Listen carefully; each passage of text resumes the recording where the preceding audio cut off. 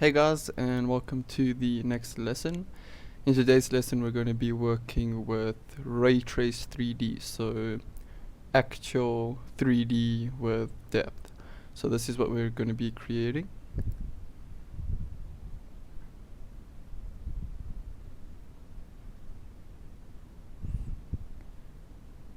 Alright, so it looks really nice. Don't worry, we aren't going to be doing the particles. That's just a layer that we're going to drag over. Our main focus is just to do the ray tracing 3D, alright? So, and we're going to do this animation as well. So let's get started. Alright guys, so go ahead and create a new composition. I'm just going to have mine 720p, and then go ahead and click on the advanced tab here. So we've been working with the classic 3D renderer, so we're going to change that now to the RayTrace 3D and just click on OK. Alright, so now we're going to add our text, and you can type whatever you want, but just try not make it too long. So I'm just going to have mine say effect. Alright, and another thing I just want to point out that I am working at a third of the quality. Alright, so the resolution down sample I've put, so instead of full quality, maybe you guys have monster PCs and you don't need to even worry about this sort of thing, but when working with RayTrace 3D, I suggest either scaling it down to maybe half, but for this video I'm just going to scale it at a third, and then at the end when we render everything out I'll put it to full so we can see what it looks like at full quality. Alright, so if everything looks a bit weird, low quality regarding the text, that is why. Alright, so anyway, we're going to create our individual characters, because each individual character is going to be animated differently. So we're going to do the fun part of making each one separate. So going to Control D, and we'll start off with our E. Make that white. Just drag it over E. Don't know why it went back to red. Anyway, and then just Control D, drag this to our other E here. Control D, type in F, or whatever your letter is. So you're just going to do this for all of your letters. Okay, and just our T now.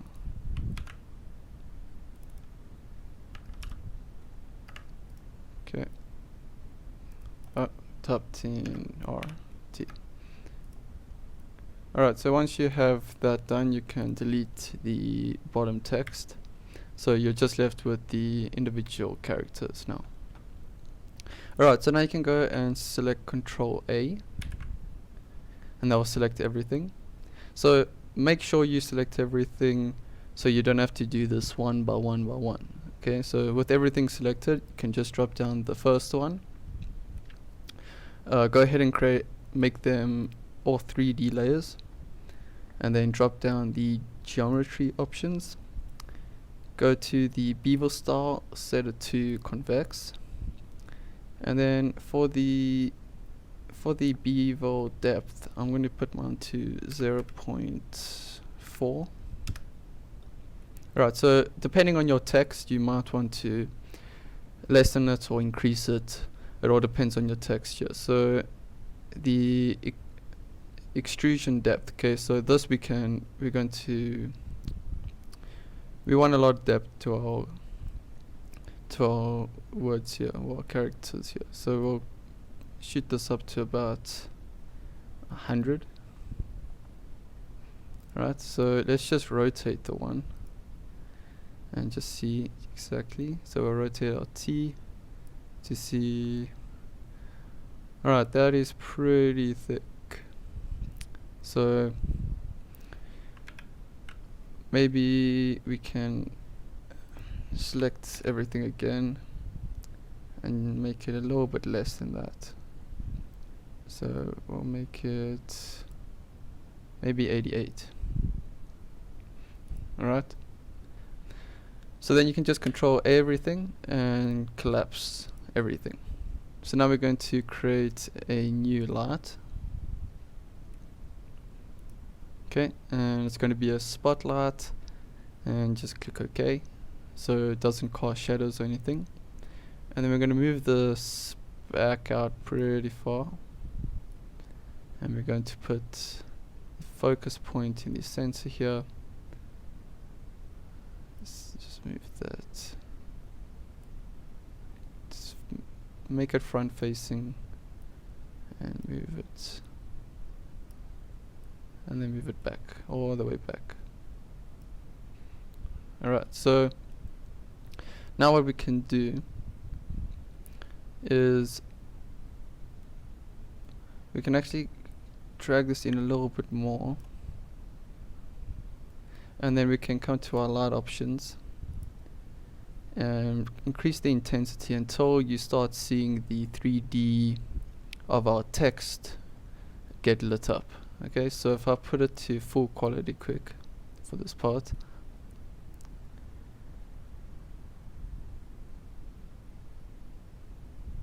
alright, so there you can see the light is lighting up the 3D part of our text. Alright, and that's what we want. So you can go up even more. You can maybe go to about 250. Alright, so we can also change the color. So we can go ahead and change it to maybe a blue color.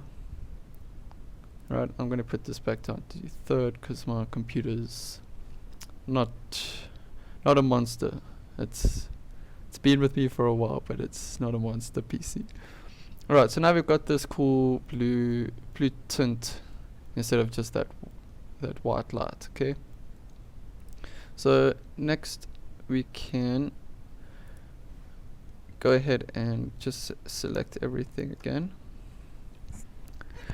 and we're going to quickly do our animation for these letters. Okay, so we're going to go into about 5 seconds, drop down the first one, and then keyframe the position, the orientation, and your rotations.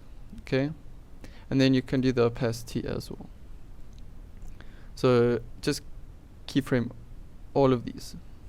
Alright, oh, and your scale, anchor point doesn't need to be keyframed. Alright, so now we're going to go all the way back, and we're going to take our z-axis and then just drag it back until you see that it's coming out of the screen here, so where it's no longer even being lit up. Alright, so we'll maybe make it about till there. Alright, so our animation now is it's just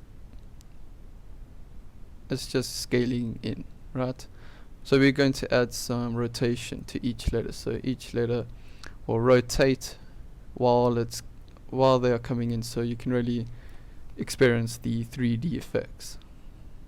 Okay, so we can come, and this part we will do each individually, so each letter will start at a different rotation. Okay, so you can go ahead and drop down your first transform, and then we can take the Y rotation and we can start it at perhaps 132. Alright, okay, close that and come to our next one, come to our Y rotation and start this off at maybe the minus 173. Alright, go to the next one now. Go to the Y rotation. Skipped one, but it's okay. So this one we can start off back facing, so minus 183. And the next one, transform. This one we'll do maybe 90 degrees. And next one we'll do maybe a slow rotation on this one, so 48. And for our E, for our Y rotation, minus 216. So that one will rotate in pretty quickly. Right, so now if you go in, you'll see everything spinning into place. So sometimes, depending on your angles, some of your text might be like the E here and the C and the F here. So we don't want them to kind of clip into each other. So we can take our C at the end here. So where is it? So we'll take this one and we'll tell it that it must finish its animation earlier than the E. Alright, so we just drag it from 6 seconds down. Sorry, it was at 5 seconds. So just drag it 1 second before. So it will be 1 second ahead of the E, so it won't clip. Alright, so we will do that with the F there as well. So we'll just find that one. Alright, and then just select all of these, and maybe this one can go in pretty quickly, so 2 seconds sooner than everyone else. So now if we play it, you'll see that the text, none of the text will clip each other, alright, because they're all, the ones that were clipping are coming in at different speeds now. Alright, so another thing we can do is our old trick. So we'll select all of our text layers here, and we'll come to the very beginning, and we'll just keyframe the opacity at 0, and then very quickly make the opacity to 100. Okay, and alright, so we wanted to still, as it gets here, we wanted to still animate back, so we can just go to about 8 seconds, and then because you've got everything selected, just drag your Z-axis back. Alright, so now it's going to all fly in, lock into place, and then it looks like it's shrinking, but it's actually just moving back in Z space. Alright, and then you can go ahead and make it fade out here just before it ends its animation.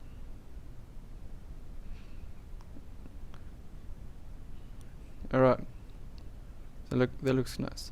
So to make this look a little better now, we can go and add a new, you can also add as many lights as you want, so you can duplicate this light and you can move it up and to the side here maybe.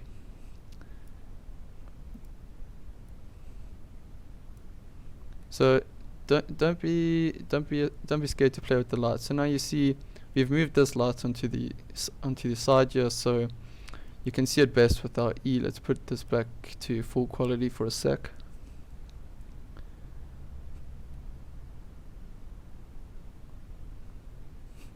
Okay, so you can see now with that light we can see more of our 3D that this light is showing us, because it's not fully front facing like this one.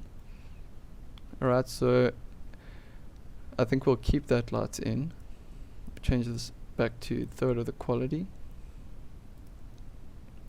and then what we can do is add an adjustment layer. So you right click, new adjustment layer, and then go ahead and add in a curves. Alright, and then we can play with the RGB. So now we can make like a nice little S, and this is just going to play with the contrast. Alright, so give it more of a dark tone to it. Alright, so one thing you can do, you can see that the specular settings that we've done is making it so when it reaches the end here, it's shining too much. So you can go ahead and select all of your layers, your letters, and then just go to drop.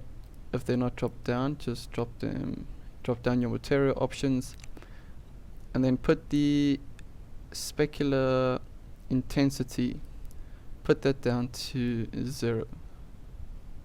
Alright, or you can put it to about 5.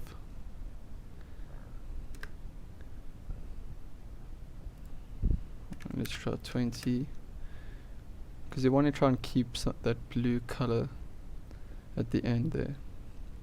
Right, so we'll leave it at 20, but that's only the case because of this light here that we've added on the side. So if we had to delete that, you see our full blue that we originally wanted is back there. So just keep in mind when you're using multiple lights to adjust the specular intensity and shininess according to how you like it. So we'll keep this extra light here though. So the next thing we're going to do, you can just select all and then just collapse everything. Okay, so now we're going to, let's go ahead and create a, we don't need a camera, so we're gonna go ahead and select our lights. Okay, so select everything except your adjustment layer, and then you're going to say pre-compose, and then just say open new composition and click OK. Okay, so now it's moved just this layer into a new comp for us. Okay, so we can go back to the comp 1, and here it is sitting. Alright, so now we can animate this as one object. Alright, so we can scale it up and do whatever. Alright, so this is going to be important because when we start it over here, we're going to have the rotation. So just go to about 5 seconds,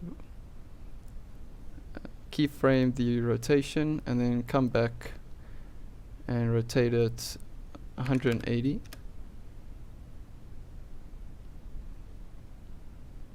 Okay, just delete that one that we made there. So it starts off upside down, and then while everything, actually let's start it at 90. Let's start it at 90. Okay, so we can just move the 90-degree keyframe to the beginning here. So it spins 90 degrees while the text is all flying in, and then it sits there. And then we could have just scaled it out from this point, but we made it so it's moving back in Z space, which is giving the same, it's giving that more of a 3D effect to it, because it's literally going back into 3D space. Alright, so the last thing we can do is to add a cool effect, that particle effect over it. So you'll just find it in the resources, and you can just drag it over your comp and then go to where it starts coming in. So maybe at this part here where it looks like it's actually rotating, so where it's spinning here, Control Shift D, and then we'll come to about 9 seconds, and we'll just cut that end bit off. Okay, and then all that's left is just make your blending mode to add. Alright, so here we have our, sorry, quality is very bad. I'll render it in full quality so you guys can see the final product, but here's pretty much what it's going to be looking like, so I'm happy with that. So I just want to go to our pre-comp here. We did make it, we made it fade out at 8 seconds, okay. Just making sure that it is animating like it should here.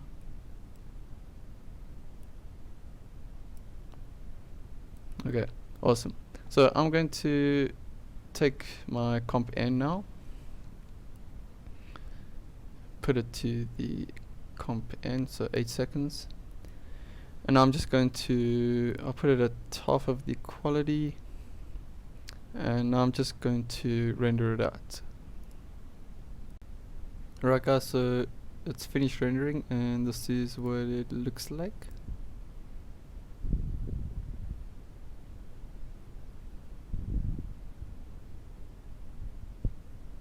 Alright, so quite a cool effect with the 3D, with the ray tracing 3D. So one more thing you could do is take the 4K particle effect video and just drag it under your adjustment layer, just to add that color correction that we added, right? But yeah guys, I hope you enjoyed, and I will see you in the next lesson. Bye.